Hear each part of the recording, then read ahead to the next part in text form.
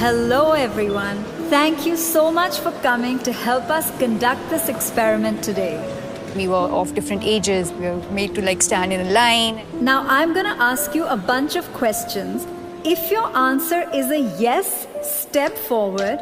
If it's a no, please step back. Here goes. Ready?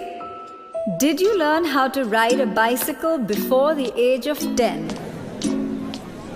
Did you learn music in school? Did you take any lessons in sports?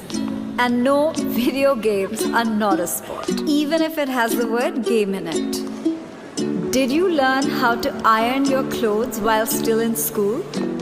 Take a step forward. If not, take a step back.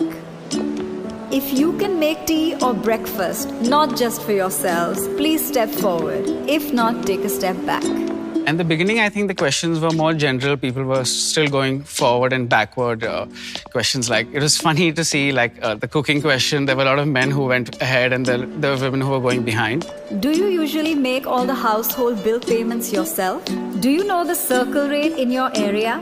Do you know the price of gold today? Do you know the exact breakup of your salary? As the questions unfolded, the stark difference came out visibly.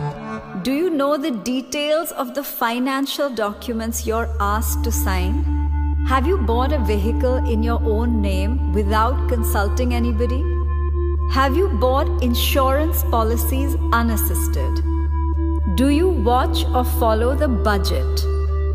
You think you're doing okay, but then you're like, okay, these are kind of important things that I don't look at.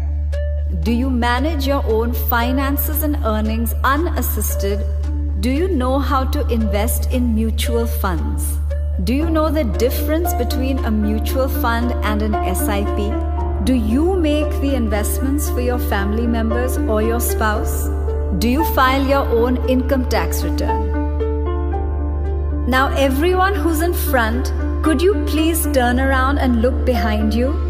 Initially when you guys started moving, there wasn't such a big gap. My question is, when did this gap start to occur? The minute the questions became about managing money, the gap between men and women became very clear and evident. Women handling certain responsibilities regarding their own life, which were always passed on to someone else in the family or the men. There was a slight unfairness I realized at that time. But at that point, it seemed normal. I was upset.